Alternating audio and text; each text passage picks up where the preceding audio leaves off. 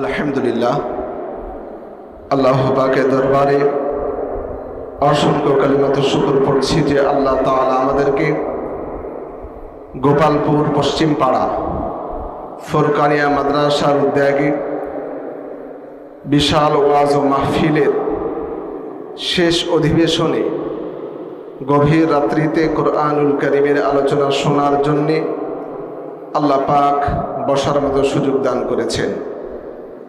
আলহামদুলিল্লাহ, আল্লাহ পাক আমাদের আজকের এই প্রোগ্রামকে কবুল করুক, বলেন আমিন। সম্মানিত ভাইরা, আমরা আল্লাহ পাকের কৃতজ্ঞতা আদায় করলাম, শুকরিয়া আদায় করলাম। আচ্ছা বলুন তো, আল্লাহ পাক আমাদেরকে এই পৃথিবীর জমিনে জন্ম দেওয়ার পর থেকে নিয়ে মৃত্যু পর্যন্ত যে পরিমাণ যতগুলো নিয়ামত দান করেছেন, এই নিয়ামতের যদি কৃতজ্ঞতা আদায় করা শুরু করি, 1000 ভাগের 1 ভাগও কি শেষ করা সম্ভব? কথা বলেন, সম্ভব? সম্ভব নয়।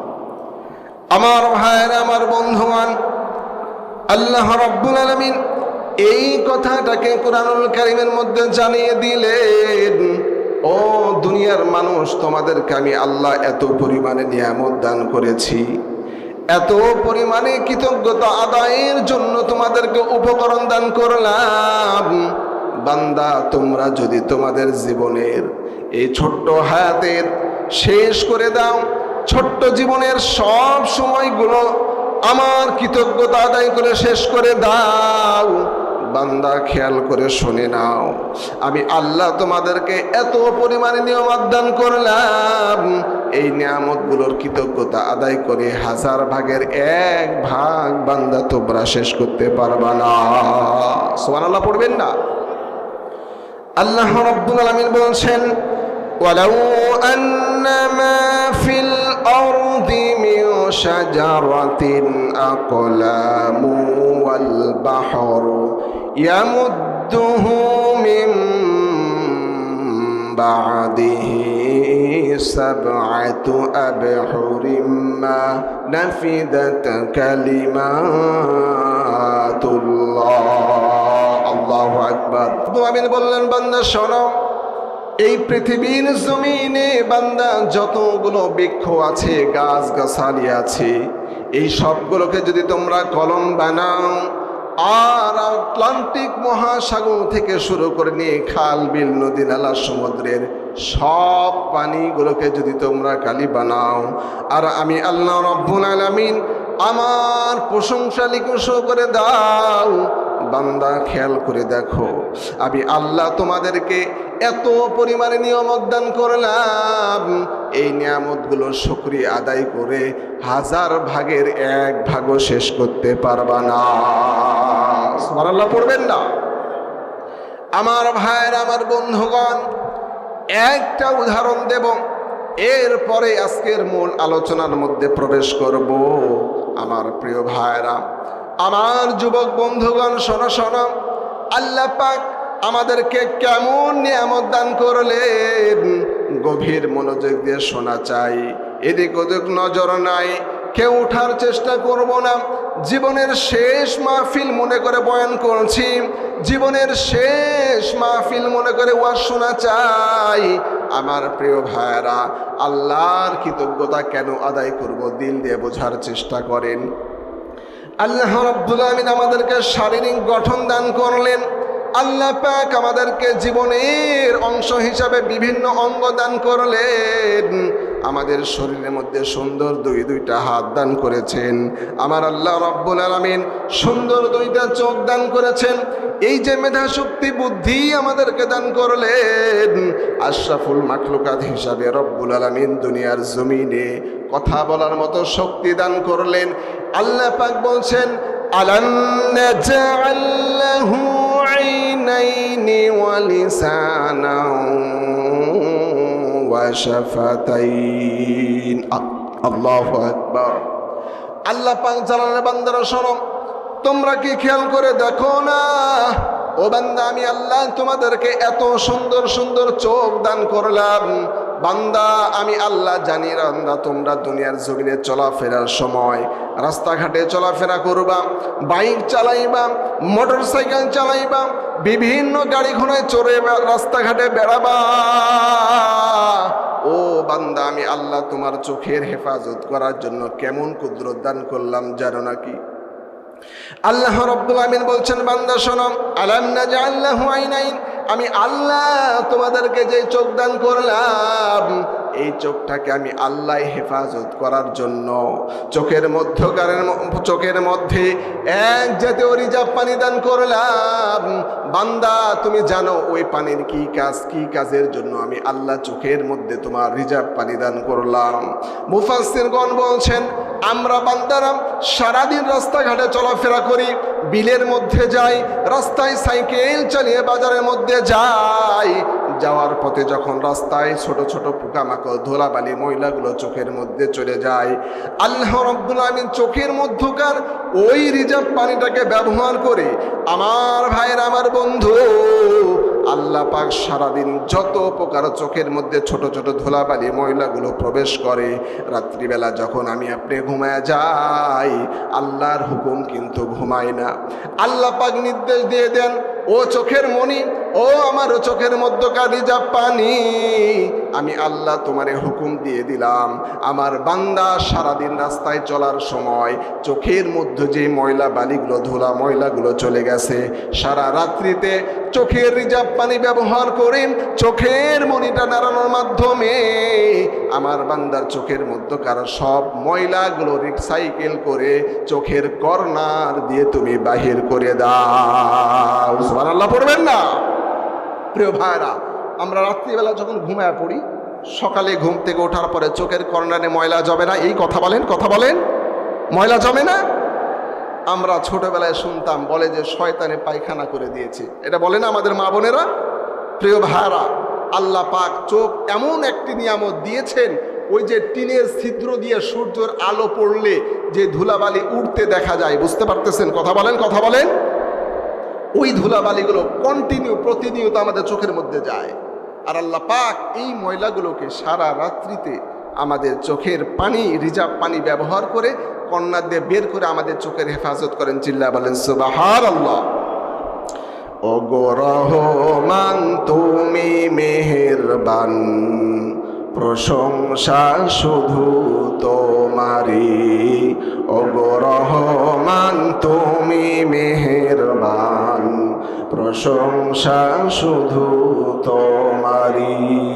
মেলে আখি যত দেখি, নিয়ামতে ভরা এই পৃথিবী, তুমি রহমান তুমি মেহেরবান, প্রশংসা শুধু তোমারি। ঠিক কিনা বলে? কার প্রশংসা করবো? আল্লাহর না অন্য কারো? আল্লাহর প্রশংসা করতে হবে। প্রিয় ভাইয়ের, আল্লাহ আমাদেরকে এত নিয়ামত দান করেছেন, আমরা এগুলো চিন্তাই করি না। কথা বলেন। সম্মানিত ভাইরা, আপনাদের সামনে আজকে আমি কুরআনুল কারীমের সূরাতুল আরাফের 8 নম্বর সূরা 34 নম্বর আয়াতে কারিমা তিলাওয়াত করেছি। আল্লাহ পাক এই আয়াতের মধ্যে গুরুত্বপূর্ণ একটি ব্যাপার বান্দাদেরকে স্মরণ করতে আলোচনা করেছেন। সুবহানাল্লাহ পড়বেন না? আমার ভাইরা, আমার বন্ধুগণ, আল্লাহ রাব্বুল আলামিন এই দুনিয়ার জমিনের মানুষদেরকে সতর্ক করার জন্য আল্লাহ পাক জানাচ্ছেন, ওয়ালিকুল্লি উম্মাতিন আজাল। আল্লাহু আকবার। আমার ভাইয়ের, আমার বন্ধুগণ, আল্লাহু আকবার একবার কোনো বান্দা যদি বলতে পারে, আল্লাহ পাককে খুশি করার লক্ষ্যে যদি আল্লাহু আকবার তাকবীরটা বলতে পারে, তাহলে তার কত ফজিলত হয় জানেন নাকি? আশরাফ আলী থানভী রহমাতুল্লাহি আলাইহি তার কিতাবের মধ্যে লিখেছেন, আজ থেকে 400 বছর পূর্বের একটি ওয়াকিয়া উল্লেখ করেছেন।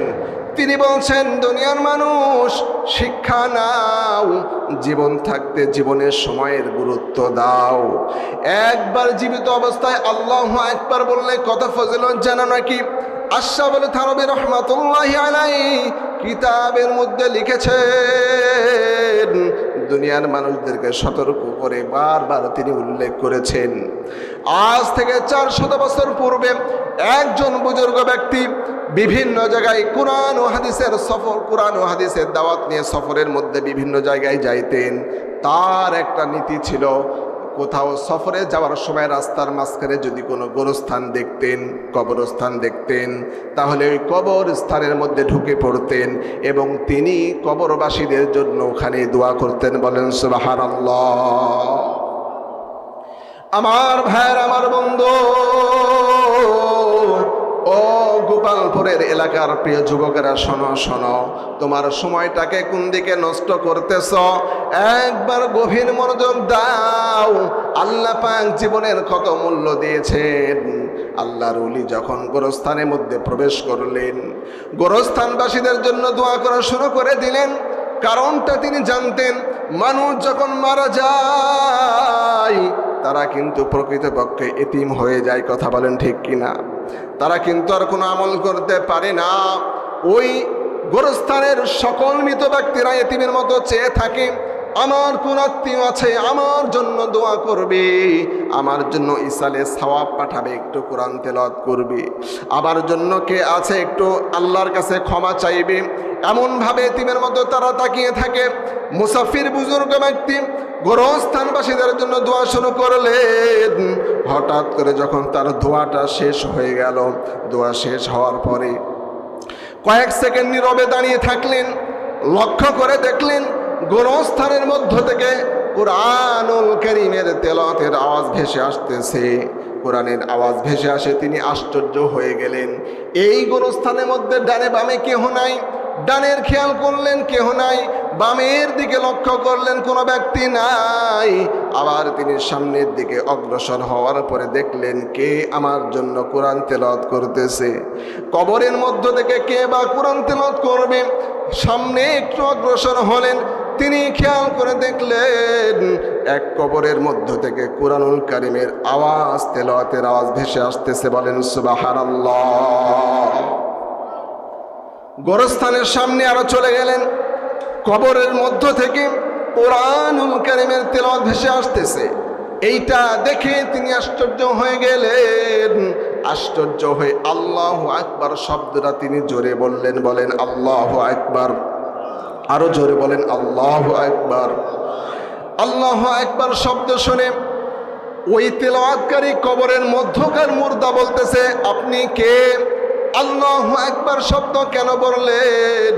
আপনি কোথায় থেকে এসেছেন? আপনার পরিচয় বলেন। ওই মুসাফির বলতেছেন, আমি মুসাফির, রাস্তাতে যাচ্ছিলাম, রাস্তার পাশে গোরস্থান দেখে কবরবাসীদের জন্য দোয়া করলাম।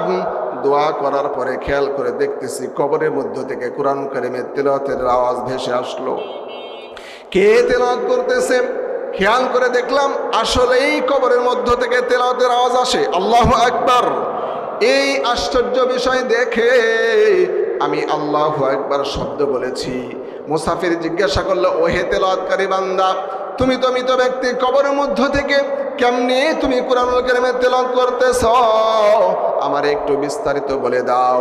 ওই মুর্দা ব্যক্তি, কোরআন তেলাওয়াতকারী ব্যক্তি বলতেছে, ও মুসাফির, আপনি শোনেন শোনেন, আমি মুর্দা ব্যক্তি পবিত্র কুরআনুল কারীমের তেলাওয়াত করতেছি আজকে 400 বছর থেকে। বলেন সুবহানাল্লাহ। ওই মুসাফির ব্যক্তি আবার আশ্চর্য হয়ে আল্লাহু আকবার বললেন। এবার মুসাফির কবরবাসীকে জিজ্ঞাসা করলেন, ওহে মুর্দা ভাই, তুমি তো দুনিয়ার জমিন থেকে 400 বছর আগে মৃত্যুবরণ করে কবরের মধ্যে চলে গেছ, কেমনে তুমি কবরের মধ্যে কোরআন তেলাওয়াত করো? আমারে ঘটনা শোনাও। ওই মৃত ব্যক্তি বলতেছে, মুসাফির শোনেন, আমি দুনিয়ার জমিনে যখন বেঁচে ছিলাম, আমি দৈনন্দিন রব্বুল আলামিনের কালাম এই কুরআনুল কারীমতে সবসময় তেলাওয়াত করতাম। কারণটা হলো কুরআনুল কারীমের তেলাওয়াতটা আমাকে এত ভালো লাগতো, কুরআনুল তেলাওয়াত না করলে আমার ঘুম আসতো না, কুরআনুল কারীমের তেলাওয়াত না করলে আমার ক্ষুধা লাগতো না, আমার ভালো লাগতো না, শান্তি পেতাম না। সব সময় কুরআনুল কারীম তেলাওয়াত করতাম। এই তেলাওয়াত শেষে রব্বুল আলামিনের কাছে দোয়া করতাম, ওগো রব্বুল আলামিন, আমি যখন দুনিয়ার মায়া ছেড়ে মৃত্যুর কোলে ঢলে পড়ে মৃত্যুবরণ করব, তখন তো আমি এই কোরআনুল কারীম তেলাওয়াত করতে পারবো না। যেমনি ভাবে দুনিয়ার জমিনে আমি কোরআন তেলাওয়াত করার পরে আমার দিলের মধ্যে শান্তি লাগে, ওই শান্তি তো মৃত্যুর পরে কোরআন তেলাওয়াত না করতে পারার কারণে আমি শান্তিটা পাবো না। ওগো রব্বুল আলামিন, তোমার কাছে আমি দোয়া করলাম, আমি যেন দুনিয়ার জমিনে যেভাবে কোরআনুল কারীমে তেলাওয়াত করতেছি, সেম একইভাবে মৃত্যুর পরেও যেন কবরের মধ্যে বসে বসে কোরআনুল কারীমে তেলাওয়াত করতে পারি। এই দোয়াটা আল্লাহ তুমি আমার জন্য কবুল করে নাও। সুবহানাল্লাহ পড়বেন না? প্রিয় ভাইরা, মুসাফির এই গল্প শুনে, ঘটনা শুনে আশ্চর্য হয়ে গেলেন এবং বললেন, আরে তার মানে আপনি আজ থেকে 400 বছর আগে মারা গেছেন, তার মানে 400 বছর পর্যন্ত কবরের মধ্যে বসে আপনি তেলাওয়াত করতেছেন, তাহলে কত শতবার আপনি কোরআনুল কারীম খতম করেছেন। আল্লাহু আকবার। এই চিন্তা করে মুসাফির আল্লাহু আকবার বলেছে। আমার ভাইয়ের, আমার বন্ধু, গভীর মনোযোগ দিয়ে খেয়াল করে শোনেন, আল্লাহু আকবার বলার ফজিলত কতটুকু জানেন নাকি? ওই মুর্দা ব্যক্তি বলতেছে, মুসাফির শোনেন, আমি 400 বছর ধরে কোরআনুল কারীমে তেলাওয়াত করলাম, আজকে আমার এই তেলাওয়াত শুনে আপনি আশ্চর্য হয়ে রবের বড়ত্ব বর্ণনা করে আল্লাহু আকবার শব্দটা বলেছেন। আমি মুর্দা ব্যক্তি, আমার 400 বছরের কোরআনুল কারীমের তেলাওয়াতে যে সওয়াব হয়েছে, এই সওয়াবটাকে আপনাকে দিয়ে দিতে চাই। আর একবার আপনি আল্লাহু আকবার শব্দ বলেছেন, ওই আল্লাহু আকবার শব্দে যেটা ফজিলত হয়েছে সেটা আমারে দিয়ে দেন। সুবহানাল্লাহ পড়বেন না? প্রিয় ভাইরা, তার মানে মুসাফিরকে বুঝিয়ে বললেন, জীবিত অবস্থায় একবার আল্লাহু আকবার বললে যে পরিমাণ সওয়াব আল্লাহ পাক আমল নামায় লিখে দেয়, আমি মৃত্যুর পরে 400 বছর কেন 4000 বছরও যদি কোরআনুল কারীমের তেলাওয়াত করি তো অতগুলো সওয়াব হবে না। চিল্লা বলেন আল্লাহু আকবার। সম্মানিত ভাইরা, এই জন্য কোরআনুল কারীমের তেলাওয়াত শুনে আল্লাহ পাকের বড়ত্ব বর্ণনা করে আল্লাহু আকবার যদি বলতে পারি, আল্লাহ নবী হাদিসের মধ্যে বলছেন, আসমান থেকে জমিন পর্যন্ত যতগুলো ফাঁকা জায়গা আছে আল্লাহ পাক নেকি দ্বারা পরিপূর্ণ করে তারা বলেন সুবহানাল্লাহ। তাহলে আমি আলোচনা করছিলাম, আল্লাহ পাক বলছেন, ওয়ালিকুল্লি উম্মাতিন আজাল। পৃথিবীর মানুষ শুনে রাখো, যারা দুনিয়ার জমিনে জীবন নিয়ে বিচরণ করছো, তোমাদের প্রত্যেক জাতির মৃত্যুর স্বাদ গ্রহণ করতে হবে। কথা বলেন ঠিক কিনা? আমরা কেউ মৃত্যু থেকে বেঁচে থাকতে পারবো? মৃত্যু থেকে পালায়ন করতে পারবো? কথা বলেন, কথা বলেন। সম্ভব নয়। জীবন নিয়ে এসেছি মানে মৃত্যুবরণ করতেই হবে। আমার ভাইরা, আমার বন্ধুগণ, আল্লাহ রাব্বুল আলামিন এই দুনিয়ার জমিনের মানুষদেরকে বড় সতর্ক করে বলতেছেন। আল্লাহ বলেন, فَإِذَا جَاءَ أَجَلُهُمْ لَا يَسْتَأْخِرُونَ سَاعَةً وَلَا يَسْتَقْدِمُونَ। আল্লাহু আকবার পড়েন।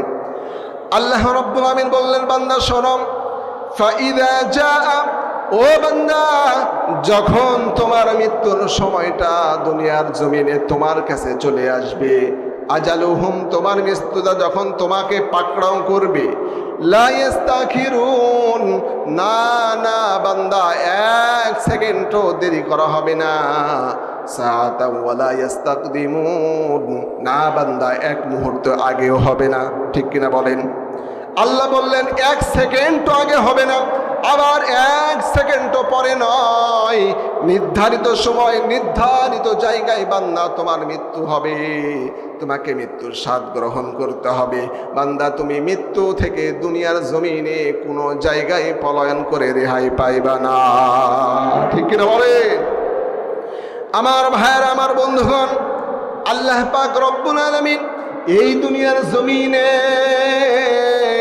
আমাদেরকে ইবাদত করার জন্য পাঠিয়ে দিয়েছেন। কিন্তু বন্ধুরা আমার, আমরা এই জমিনে আসার পরে বিদ্যা বুদ্ধি আত্মকতম বিবেকপূর্ণ জীবন যাপন করার পর আল্লাহ রব্বুল আলামিনকে ভুলে গিয়ে এই দুনিয়ার মোহে পড়ে, দুনিয়ার লোভ লালসা, ক্ষমতা, টাকা পয়সার পিছনে পড়ে আমি আপনি আল্লাহকে ভুলে গিয়ে দুনিয়ার পিছনে ছুটতেছি। কথা বলেন ঠিক কিনা?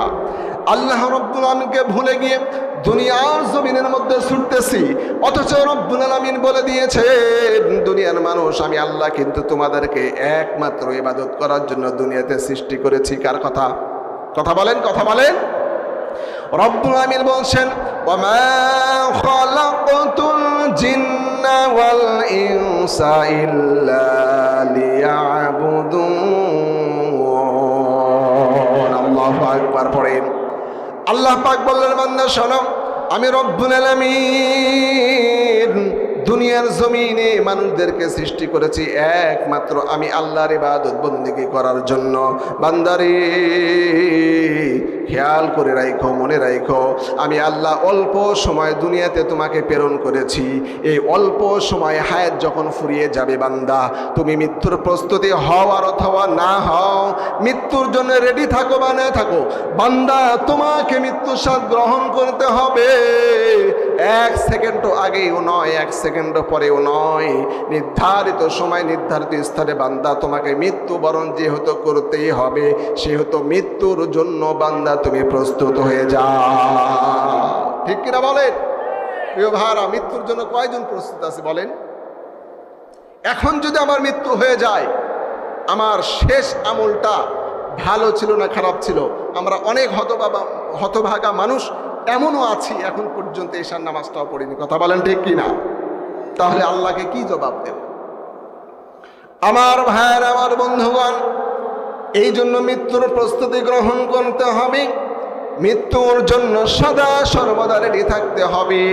এবার প্রশ্ন করতে পারেন, হুজুর মৃত্যুর জন্য কেমনে রেডি হব? আমাদেরকে তো ইবাদত করতে বলেছেন রব্বুল আলামিন, আমরা সঠিকভাবে ইবাদত বন্দেগী করতে পারি না। জীবনে খালি গুনাহ করেছি, নফসটাকে নষ্ট করে ফেলেছি, জীবনটাকে পরিবর্তন করে দিলাম। এই জীবনটাকে আল্লাহর পথে ধাবিত করার জন্য আমাকে কি করতে হবে?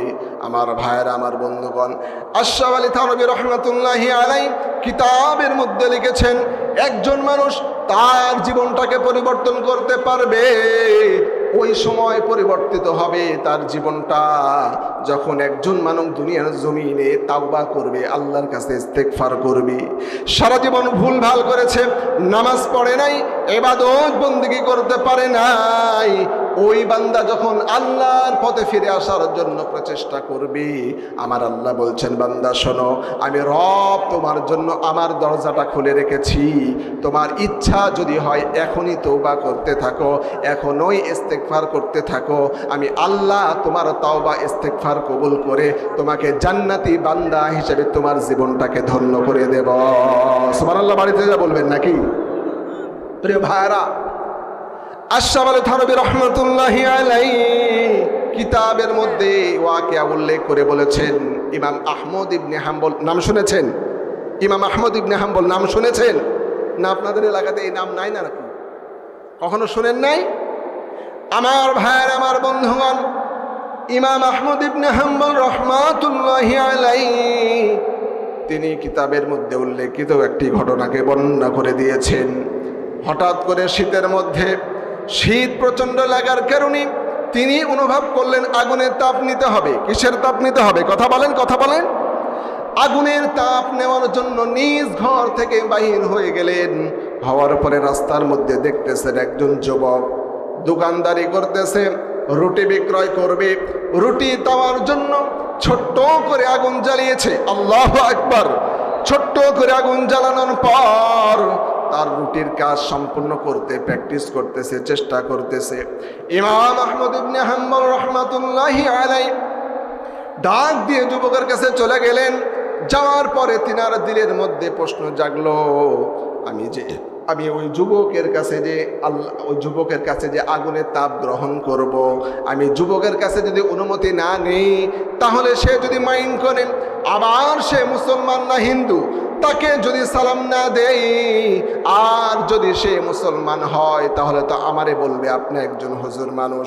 রাসূল বলেছেন আসসালামু ক্বাবলাল কালাম, আগে সালাম হবে তারপরে কালাম। কথা বলেন। আমাদের তো হ্যালো কে বলতেছো, সালাম টালাম কিছু লাগে না। কথা বলেন, কথা বলেন।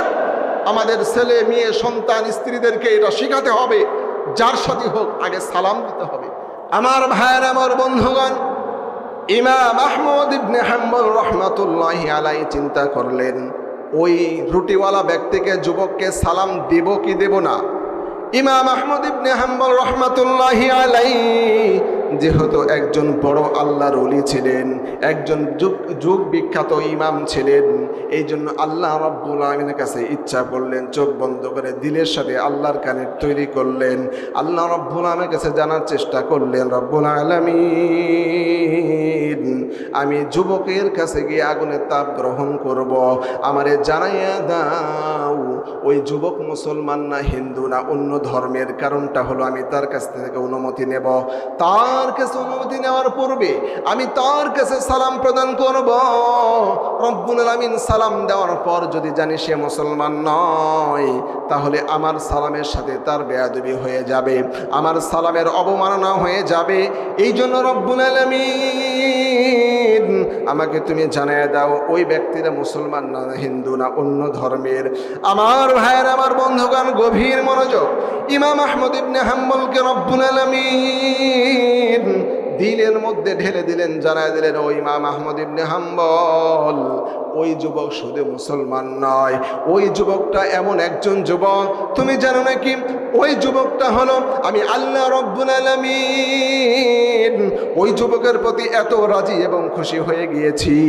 ওই যুবক শুধু মুসলমান নয়, ওই যুবক হলো একজন জান্নাতি যুবক। বলেন সুবহানাল্লাহ, আরো জোরে বলেন সুবহানাল্লাহ। ইমাম আহমদ ইবনে হাম্বল রাহমাতুল্লাহি আলাইহি আশ্চর্য হয়ে গেলেন, চিন্তা করে দেখলেন সামান্য একজন রুটিওয়ালা যুবক কেমনে জান্নাতি হয়, কি এমন আমল করে, আমার জানার দরকার আছে না নাই? কথা বলেন, কথা বলেন। জানার জন্য ইমাম আহমদ ইবনে হাম্বল রাহমাতুল্লাহি আলাইহি যুবকের কাছে চলে গেলেন। যুবকের কাছে যাওয়ার পরে সালাম দিলেন, অনুমতি নিয়ে নিলেন। এবার ইমাম আহমদ ইবনে হাম্বল চিন্তা করে দেখলেন এই যুবক কি এমন আমল করে যে আমলটা আমার দেখতে হবে। আমলের বিনিময়ে রব্বুল আলামিনকে পুটিয়ে পুটিয়ে আল্লাহর কাছ থেকে জান্নাত নিয়ে নিয়েছে। বলেন সুবহানাল্লাহ। ইমাম আহমদ ইবনে হাম্বল রাহমাতুল্লাহি আলাইহি যুবকের কাজগুলোকে সব দেখা শুরু করে দিলেন। খেয়াল করে দেখলেন যুবক যখন রুটি বানায়, যখন আটা মন্থন করে, যখন আটা মেশানোর জন্য চেষ্টা করে, প্রত্যেকটা কাজের শুরুতে বিসমিল্লাহির রহমানির রহিম বলতেছে। প্রত্যেক কাজের শুরুতে বিসমিল্লাহির রহমানির রহিম বলা শুরু করে দিলেন। আবার যখন কাজ করতেছেন মধ্যম অবস্থায় সদা সর্বদা তিনি একটা আমল করতেছেন, আস্তাগফিরুল্লাহ আস্তাগফিরুল্লাহ। এই আমলটা করার কারণে ইমাম আহমদ ইবনে হাম্বল রাহমাতুল্লাহি আলাইহি বুঝতে আর বাকি থাকলো না, যুবক আমি বুঝতে পেরেছি তুমি এই ইস্তেগফার করে রবের কাছে ক্ষমা চেয়ে রবের কাছে তওবা করে এত পরিমাণে আল্লাহকে সন্তুষ্ট করেছো, আল্লাহ পাক তোমাকে এই ইস্তেগফারের বিনিময়ে হয়তোবা জান্নাতে ঘোষণা করেছেন। বলেন সুবহানাল্লাহ। আমার ভাইয়ের, আমার বন্ধু, ও যুবকেরা শোনো শোনো, আমরা আমাদের জীবনে আর কি পরিমাণে গুনাহ করেছি, কতই গুনাহ করেছি, কি করতেছি। 60 বছর পার হয়ে গেল, এখন পর্যন্ত দাড়ি রাখতে পারলাম না। 60-70 বছর পদার্পণ করলাম, এখন পর্যন্ত কিন্তু 5 ওয়াক্ত নামাজ ধরতে পারলাম না। কথা বলেন আছে না নাই? কথা বলেন। আপনাদের এলাকাতে নাই নাকি সবাই 5 ওয়াক্ত নামাজি? আমার ভাইয়ের, আমার বন্ধুগণ, গভীর মনোযোগ। ইমাম আহমদ ইবনে হাম্বল রাহমাতুল্লাহি আলাইহি চিন্তা করে দেখলেন এই যুবককে আমার প্রশ্ন করতে হবে, জানতে হবে। এই যুবককে প্রশ্ন করা হলো। ইমাম আহমদ ইবনে হাম্বল রাহমাতুল্লাহি আলাইহি প্রশ্ন করলেন, ও যুবক, তুমি এই ইস্তেগফার আস্তাগফিরুল্লাহ সদা সর্বদা বলতেছো, এই আমলের বিনিময়ে তুমি কি পেয়েছো? কেনই বা তুমি এই আমল করতেছো? আমারে জানায়া দাও। যুবক আহমদ ইবনে হাম্বল রহমাতুল্লাহি আলাইহিকে জানায়া দিলেন, ও পথিক ও মুসাফির, শোনেন শোনেন, আস্তাগফিরুল্লাহর মাধ্যমে আমি কি পেয়েছি তাই বলতেছেন? আপনি বলেন। আমি আস্তাগফিরুল্লাহর কারণে আল্লাহর পক্ষ থেকে 2টা ফজিলত পেয়েছি, আর একটা ফজিলত এখন পর্যন্ত পাই নাই। বলেন আল্লাহু আকবার। আমার ভাইয়ের, আমার বন্ধু, ও গোপালপুর মান্দার এলাকার প্রিয় ভাইয়েরা, ইসলাম প্রিয় তাওহীদি জনতারা, শোনেন শোনেন। ওই যুবককে আহমদ ইবনে হাম্বল প্রশ্ন করলেন, আরে কি বলো তুমি, আস্তাগফিরুল্লাহর কারণে কি এমন 2টা জিনিস পেয়েছো? আমারে মেহেরবানি করে একটু জানায় দাও, আমি জানতে চাই। ইমাম আহমদ ইবনে হাম্বলের প্রশ্ন শুনে ওই যুবক চুলাটাকে বন্ধ করে দিলেন। মুসাফির, আপনি যেহেতু জানতে চেয়েছেন তাহলে শোনেন। এই যে প্রতিনিয়ত আমি আল্লাহর দরবারে তাওবা করি, প্রতিনিয়ত আমি আল্লাহর দরবারে ইস্তেগফারের আমলটা কন্টিনিউ করতে থাকি, এই কারণে আল্লাহ পাক 1 নাম্বার আমারে ফজিলত দান করেছেন। আল্লাহ রাব্বুল আলামিন আমি যখন যেভাবে যেখানে যেই দোয়াটা করি, ওই দোয়া আমার সঙ্গে সঙ্গে কবুল করে নেন। বলেন সুবহানাল্লাহ। যুবক, তাহলে তুমি তো মুস্তাজাবুদ দাওয়া, তার মানে হলো রব্বুল আলামিন যখন যে দোয়াটা করো তুমি কবুল হয়ে যায়, তার মানে তোমাকে আল্লাহ মুস্তাজাবুদ দাওয়ার ফজিলত দান করেছে। ও যুবক, আমারে জানায় দাও, আমারে বলে দাও 2য় নাম্বার কোন ফজিলত পেয়েছো? যুবক বলতেছে, মুসাফির শোনেন, 2য় নাম্বার ফজিলত, এইটা এমন একটা ফজিলত একজন মুমিনের সবচেয়ে বড় আশা থাকে, যে বিষয়টা প্রত্যেক মুমিন দিল থেকে চায়, সেই জন্য স্বপ্নের মাধ্যমে নবীকে দেখতে পায়। আমি ইস্তেগফারের আমল করার কারণে আল্লাহ পাক আমাকে এমন একটা ফজিলত দান করেছেন, আমি ইস্তেগফারের আমল করার কারণে মাঝে মধ্যে বিশ্ব নবীকে স্বপ্নের মাধ্যমে দেখতে পাই। আল্লাহু আকবার। ভাই আমার, কত বড় সৌভাগ্যের ব্যাপার, চিন্তা করা যায়। আমার ভাইয়ের, আমার বন্ধুগণ, ইমাম আহমদ ইবনে হাম্বল রহমাতুল্লাহি আলাইহি বললেন, যুবক, তুমি যে 2টা বড় ফজিলত পেয়েছো, এই ফজিলত পেলে আর কি একজন মানুষের লাগে? কথা বলেন ঠিক কিনা? যুবককে বলতেছে, আর কোন বিষয়টা তুমি এখনো পাও নাই, আমার একটু জানায় দাও। ইমাম আহমদ ইবনে হাম্বলকে জানায় দিলেন, ও মুসাফির শোনেন শোনেন, আমি একদিন বিশ্বনবীর সাথে স্বপ্নের মাধ্যমে দেখা করলাম। দেখা করার পরে নবীর সাথে মুসাফাহা করলাম। মুসাফাহা করার সময় নবীর গা থেকে, হাত মোবারক থেকে সুন্দর জান্নাতি সুঘ্রাণ পাচ্ছিলাম। আমি নবীকে বলে বসলাম, ইয়া রাসূলুল্লাহ, আমার আপনার সাথে যেমনিভাবে সাক্ষাৎ হলো, মুসাফা করা হলো, মুলাকাত হলো, আমার ইচ্ছা হলো কাল কিয়ামতের দিন কঠিন সময় আপনার সাথে আপনার হাত ধরে আমি জান্নাতের মধ্যে যেতে চাই। আল্লাহু আকবার। আমার ভাইয়ের, আমার বন্ধু, ইমাম আহমদ ইবনে হাম্বল রহমাতুল্লাহি আলাইহি তিনি বলে দিলেন, তুমি যে নবীকে কথা জিজ্ঞাসা করলে, নবী তখন তোমারে কি বললো আমার একটু বলো।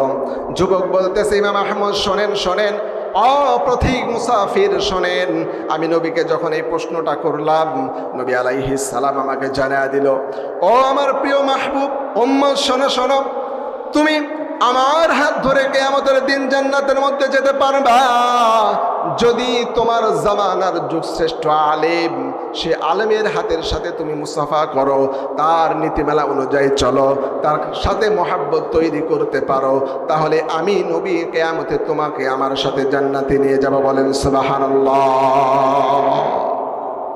আমার ভাইয়ের, আমার বন্ধুগণ, ইমাম আহমদ ইবনে হাম্বলের কিউরিসিটি বেড়ে গেল।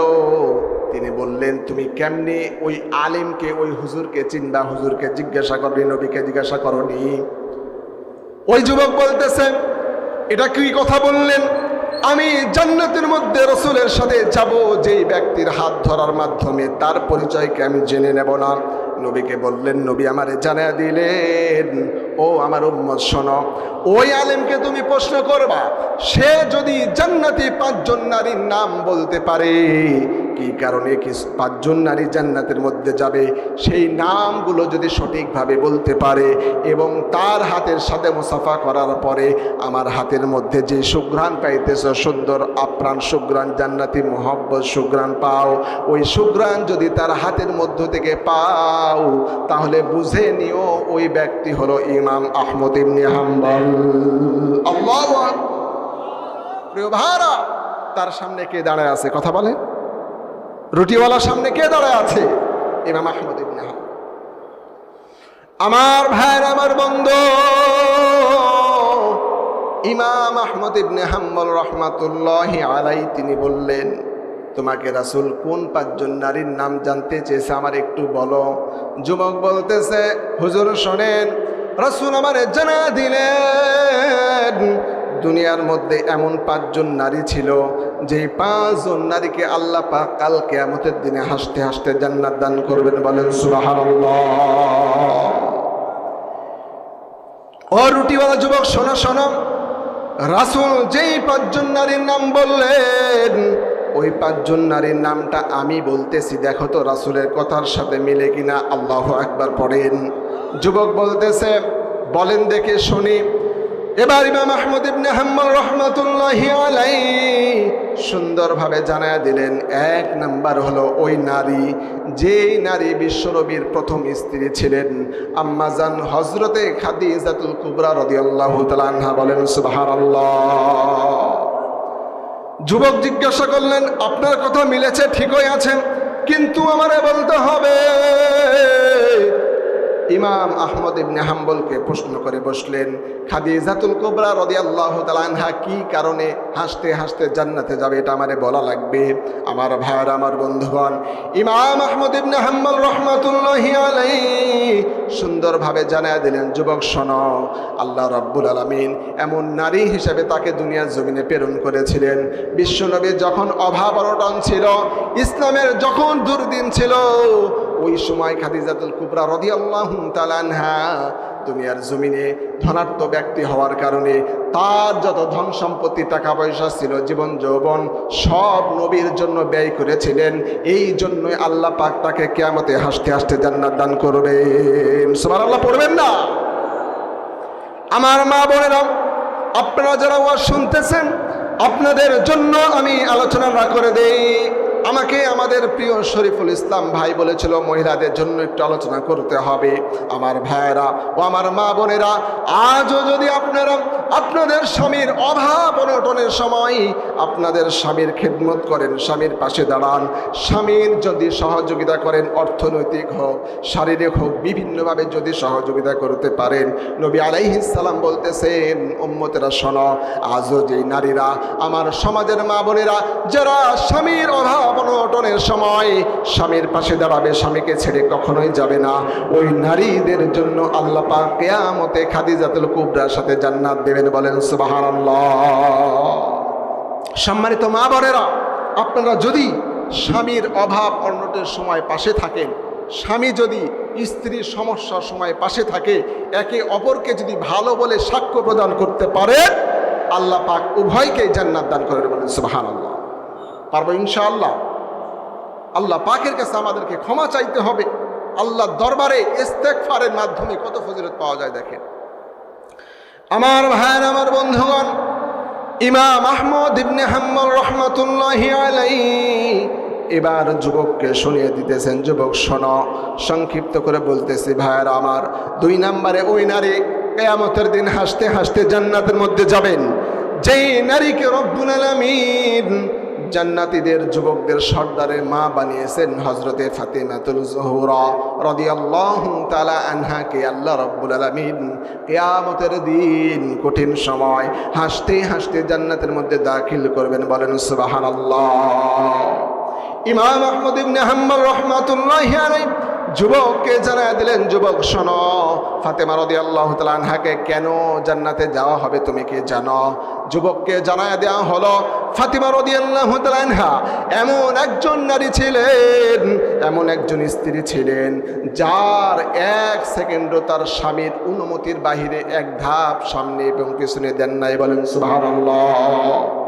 আমাদের নারীরা স্বামীর কিসের অনুমতি? টাইম আছে নাকি? কথা বলেন, স্বামীর টাইম আছে নাকি? যখন ইচ্ছা বাজারে চলে যাইতেছে। আপনাদের গ্রাম অঞ্চলে কি হয় জানি না, আমাদের শহর অঞ্চলে স্বামী গোনার সময় আছে, স্বামী অফিসে আছে, বান্ধবী ফোন দিয়েছে, পর্দা গার্ডেনে চলে গেল। এই কথা বলেন ঠিক কিনা? শহরে বাজারে দেখো নারীদের ঢল, পর্দাবিহীন তারা করে ঝলমল। কথা বলে, কথা বলে। শহরে বাজারে দেখো নারীদের ঢল, পর্দাবিহীন তারা করে ঝলমল। অন্যকে তার দিকে আশিক বানাই, অন্যকে তার দিকে আশিক বানাই। দেশটা আজই ধ্বংস হলো নারীর বেপরদায়, যুবকেরা ধ্বংস হলো নারীর বেপরদায়। এই কথা বলা ঠিক কিনা? আমাদের নারী সমাজ যদি ঠিক হয়ে যায় তাহলে আমাদের যুব সমাজকে আমরা ভালো রাখতে পারবো। কথা বলেন ঠিক কিনা? আমাদের যুবকরা নষ্ট হচ্ছে কিন্তু এই নারীর ফিতনার কারণে। সম্মানিত মা ও বোনেরা, আপনাদের কাছে ক্ষমা চাই, আপনাদেরকে কষ্ট দেওয়ার জন্য কথা বলতেছি না, যেটা বাস্তব সেটা বলতেছি। একজন, আমি সবসময় একটা উদাহরণ দিয়ে থাকি, এখানে যদি আপনি এক ফোঁটা মধু ঢেলে দেন আর ওখানে বলেন এই পিঁপড়া তুই ওই মধুর কাছে যাবি না, কথা বলেন পিঁপড়া কথা শুনবে? এই বুঝে থাকলে বলেন পিঁপড়া কথা শুনবে নাকি? যাবে। সুতরাং নারীকে যদি আমাদের মেয়ে ছেলে, আমাদের মেয়েদেরকে, স্ত্রীদেরকে, বোনদেরকে, ভাস্তি ভাগ্নিদেরকে উলঙ্গ অবস্থায় পর্দাবিহীন সমাজের মধ্যে বাহির করে দেই, তো ওই মেয়েদেরকে দেখে যুবকরা তো নষ্ট হবে, এটাই স্বাভাবিক। কথা বলেন, কথা বলে। আমাদের নারীদেরকে যদি ঘরের মধ্যে রাখতে পারি তো আমাদের যুব সমাজ নিঃসন্দেহে ভালো হয়ে যাবে। চিল্লা বলো ঠিক কিনা? আমার ভাইয়ের, আমার বন্ধুগণ, ইমাম আহমদ ইবনে হাম্বল রাহমাতুল্লাহি আলাইহি যুবককে শোনায়া দিলেন, যুবক শোনো, এবার 3 নাম্বার ওই মহিলাকে আল্লাহ রাব্বুল আলামিন কিয়ামতের দিন হাসতে হাসতে জান্নাত দান করবেন। 3 নাম্বার মহিলার নাম হলো আম্মা জান আয়েশা রাদিয়াল্লাহু তাআলা আনহা। বিশ্বনবী আলাইহিস সালাতু ওয়াস সালামের একটা স্পেশাল খেদমতের জন্য আল্লাহ পাক খুশি হয়ে তাকে হাসতে হাসতে জান্নাত দেবেন। বলেন সুবহানাল্লাহ। আমার ভাইয়ের, আমার বন্ধুগণ, বিশ্বনবী আলাইহিস সালাতু ওয়াস সালামের গোসল করার খেদমতটা নিয়েছিলেন। গোসল করার খেদমতটা নেওয়ার কারণে আল্লাহ পাক খুশি হয়েছিলেন। লম্বা হাদিস আছে, আমি আলোচনার মধ্যে ঢুকতেছি না, সময় লাগবে। আমার বন্ধুগণ, 4 নম্বরে ওই নারীকে রব্বুল আলামিন বিনা হিসাবে হাসতে হাসতে জান্নাত দান করবেন। আইয়ুব আলাইহিস সালাতু ওয়াস সালামের স্ত্রী রহিমা আলাইহিস সালাতু ওয়াস সালামকে বলেন সুবহানাল্লাহ। আমরা ঘটনা হাদিস সবাই জানি। রহিমা আলাইহিস সালাম আইয়ুব নবীর একদম শেষ মুহূর্তে কঠিন রোগে আক্রান্ত হওয়ার পরেও, সবাই ছেড়ে যাওয়ার পরেও আইয়ুব নবীর স্ত্রী রহিমা ছেড়ে যায়নি। কথা বলেন ঠিক কিনা? আজও যদি আমাদের সমাজের নারীরা, আমাদের স্ত্রীরা, আমাদের মেয়েরা স্বামীর বিপদে, স্বামীর অসুস্থতায় তাদের খেদমত করে সন্তুষ্ট করতে পারে, পাশে থাকতে পারে, তাহলে আল্লাহ পাক বিবি রহিমার সাথে আমাদেরও স্ত্রীদেরকে হাসতে হাসতে জান্নাত দান করে। বলেন সুবহানাল্লাহ। আর একটু জোরে বলেন না সুবহানাল্লাহ।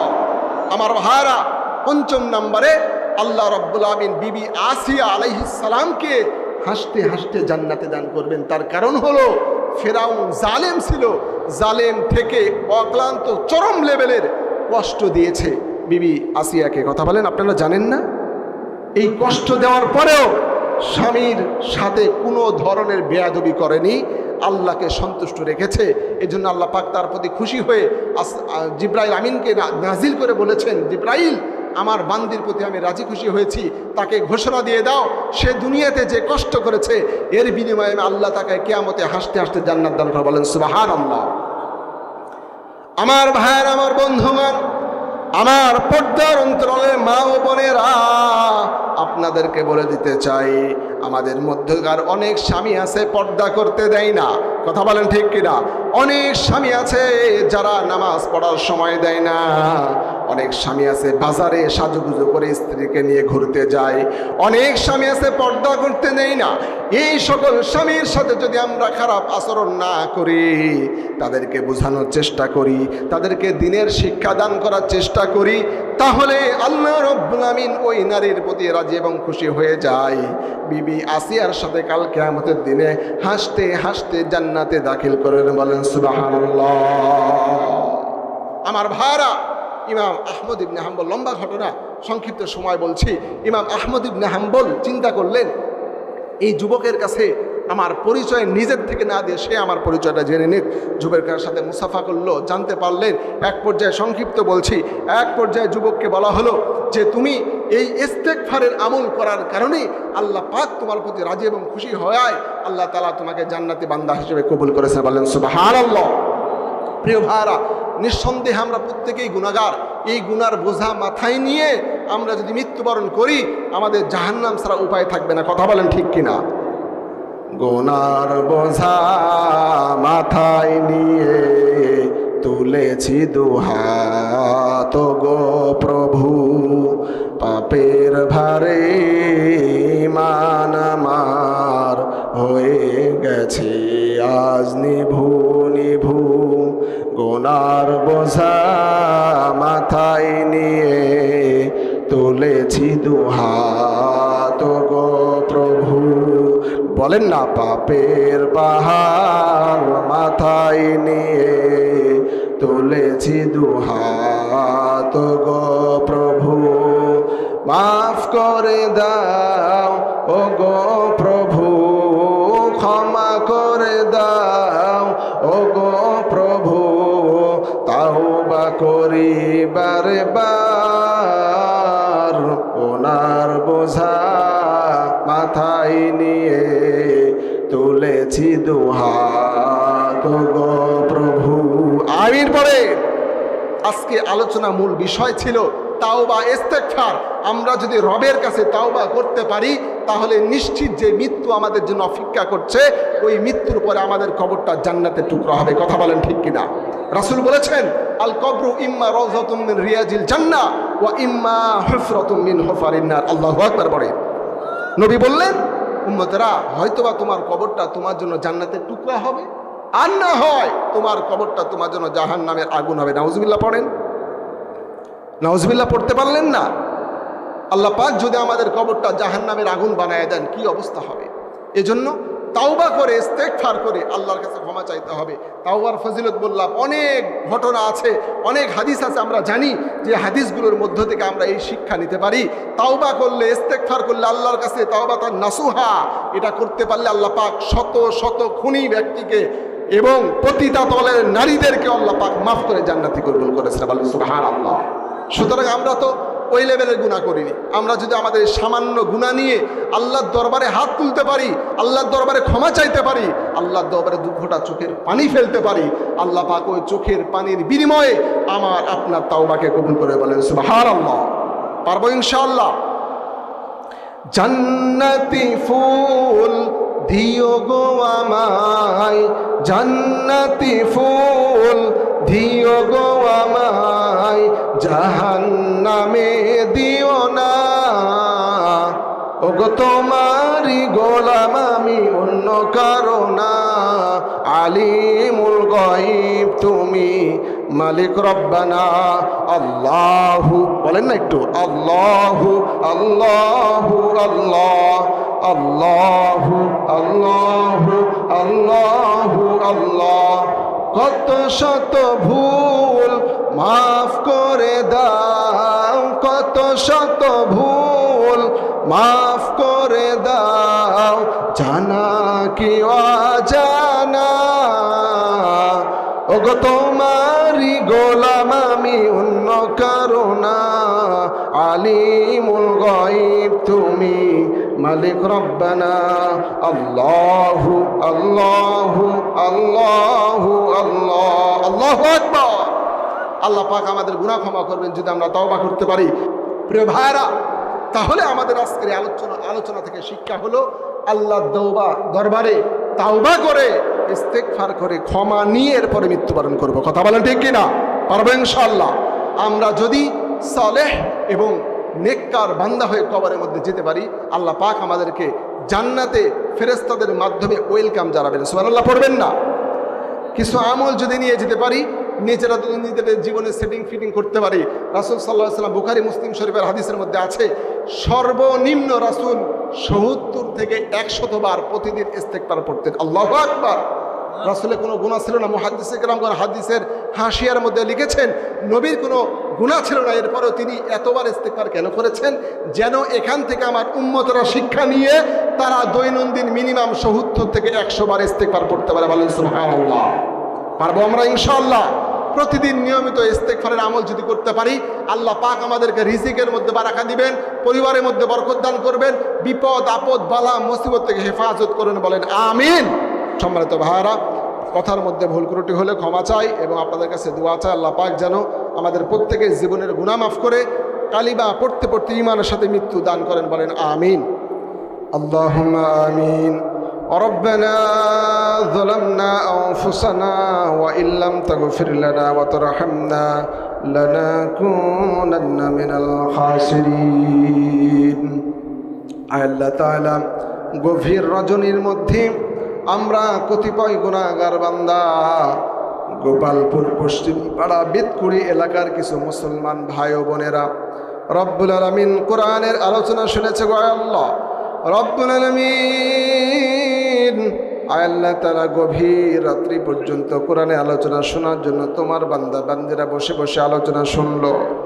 আয় আল্লাহ রব্বুল আলামিন, আমরা নিঃসন্দেহে প্রত্যেকে গুনাহগার। এই মুহূর্তে যদি আমাদের মৃত্যু হয়ে যায়, জাহান্নাম ছাড়া কোনো হয়তো বা উপায় থাকবে না। গো আল্লাহ, আল্লাহ এত বেশি গুনাহ করেছি যেই গুনাহগুলো নিয়ে তোমার দরবারে দাঁড়ানোর মতো কোনো যোগ্যতা নাই, কিন্তু তুমি বলেছ লা তাকনাতু মির রাহমাতিল্লাহ। আল্লাহ তাআলা তুমি বলেছ বান্দা শত কোটি গুনাহ করার পরেও আমার রহমত থেকে তোমরা কখনো নৈরাশ হয়ো না। আল্লাহ তাআলা শত কোটি কোটি গুনাহ করার পর তোমার একটা আয়াতে কারিমাকে ফলো করে বুক ভরা আশা নিয়ে তোমার দরবারে গভীর রাত্রিতে হাত তুললাম। আল্লাহ তাআলা মেহেরবানি করে আমাদের প্রত্যেকের জীবন জিন্দেগির গুনাহগুলোকে তুমি মাফ করে দাও। আল্লাহ তাআলা আজকের এই মাহফিলে যারা সময় দিয়ে, বুদ্ধি দিয়ে, মেধা দিয়ে, শ্রম দিয়ে, অর্থ দিয়ে সহযোগিতা করেছেন, তাদের প্রত্যেকের সহযোগিতাগুলোকে কাল কিয়ামতের দিনে নাজাতের জারিয়া বানায় দাও। আল্লাহ তাআলা শুরু থেকে এখন পর্যন্ত যে সকল ভাই বোনেরা দান করলেন, তোমার বান্দা বান্দীদের দানগুলোকে তুমি কবুল করে নাও। আল্লাহ তাআলা হযরত উলামায়ে কেরাম আলোচনা করেছেন, আমি অধম আলোচনা করলাম। গো মাওলা, আলোচনার মধ্যে কোনো ভুল ত্রুটি হলে মেহেরবানি করে ক্ষমা করে দিয়ে আমি সহ আমাদের প্রত্যেককে আমলে পরিণত করার মতো তৌফিক দিয়ে দাও। আল্লাহ তাআলা আমরা রাস্তায় চলাফেরা করি, রব্বুল আলামিন রাস্তায় চলার সময় সকল প্রকার বিপদ আপদ বালা মুসিবত অ্যাক্সিডেন্ট থেকে হেফাজত করে দাও। আল্লাহ তাআলা পদ্মার অন্তর অন্তর থেকে মা বোনেরা হাত তুলেছেন, আল্লাহ তাআলা জানি না তাদের মনের কি নেক নিয়ত আছে। গো মাওলা, মেহেরবানি করে তাদের মনের ইচ্ছাগুলোকে তুমি পূর্ণ করে দাও। আমাদের যুব সমাজকে তুমি ইসলামের পথে কাজ করার মতো তৌফিক দিয়ে দাও। আয় আল্লাহ, আজকের মাহফিলে যারা অতিথি ছিলেন, যারা এসেছেন, আসতে পারেন নাই, প্রত্যেককে তুমি কবুল করেই নাও। আল্লাহ তাআলা যারা শেষ পর্যন্ত আলোচনা শুনলেন, রব্বুল আমিন রাসূল বলেছেন কুমু মাগফুরান লাকুম কদ বুদ্দিলা সাইয়্যাতিকুমুল হাসানাত। আল্লাহ নবী বলেছেন আমরা যদি কোরআনের মাহফিলের শেষ পর্যন্ত বসে আলোচনাগুলো শুনতে পারি, গো মাওলা, আমাদের জীবনের গুনাহগুলোকে মাফ করার ঘোষণা করে দিয়েছেন নবীজি। আল্লাহ তাআলা মেহেরবানি করে আমার আপনার জীবনের গুনাহগুলোকে মাফ করে তুমি আমাদের প্রত্যেকে জান্নাতের বাসিন্দা হিসাবে কবুল করে নাও। এলাকার মধ্যে যে সকল মাইয়াত শাহিদ আছে, গো মাওলা, প্রত্যেকের কবরগুলোকে রিয়াজুল জান্নাহ হিসাবে কবুল করে নাও। রব্বুল আলামিন মেহেরবানি করে, দয়া করে, মায়া করে সারা বিশ্বের মধ্যে মুসলমানদেরকে যে অত্যাচার জুলুম নির্যাতন করা হচ্ছে, এটার একটা বিহিত ব্যবস্থা করে দাও। আল্লাহ তাআলা নির্যাতিত নিপীড়িত মুসলমানদেরকে তুমি মদত এবং সাহায্য দিয়ে দাও। সারা পৃথিবীর মধ্যে যে অস্থিতিশীলতা অবস্থা চলতেছে, এটার একটা অবস্থান তুমি ভালো তৈরি করে দাও। আল্লাহ তাআলা জালেমদেরকে ধ্বংস করে দাও। আমাদের বাংলাদেশটাকে সুন্দর রাষ্ট্রে পরিণত করে দাও। ইসলামী আইন বিধিবিধান মেনে আমরা চলতে পারি সেই তৌফিক দান করে দাও। বাংলার সংসদের মধ্য থেকে ইসলামী নীতিমালা মেনে জীবন বাংলাদেশকে পরিচালনা করা যায় সেই ব্যবস্থা তুমি করে দাও। আমাদের আজকের এই প্রোগ্রামকে উসিলা করে কাল কিয়ামতের দিন নাজাতের জারিয়া বানিয়ে দাও। রব্বিরহুমা কামা রব্বায়ানি সগীরা।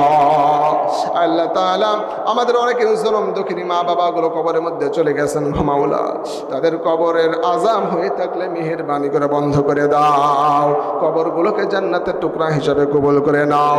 আমাদের ছেলেমেয়ে আত্মীয় স্বজন মা বাবা সহ যারা অসুস্থ রয়েছেন তাদেরকে সুস্থ করে দাও। ওগো রব্বুল আলামিন, কাল কিয়ামতের দিন কঠিন সময় আমার পুরা ফ্যামিলিদেরকে নিয়ে, আমাদের প্রত্যেকের পরিবারকে নিয়ে একসাথে জান্নাতের মধ্যে যেতে পারে সে তৌফিক দিয়ে দাও। রব্বানা তাকাব্বাল মিন্না ইন্নাকা আনতাস সামিউল আলিম ওয়া তুব আলাইনা ইন্নাকা আনতাত তাওয়াবুর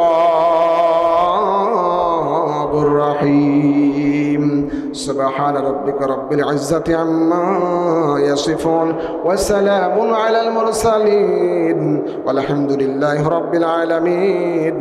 وجعل آخر كلامنا عند الموت بحق لا إله إلا الله محمد رسول الله صلى الله عليه وسلم. السلام عليكم ورحمة الله وبركاته.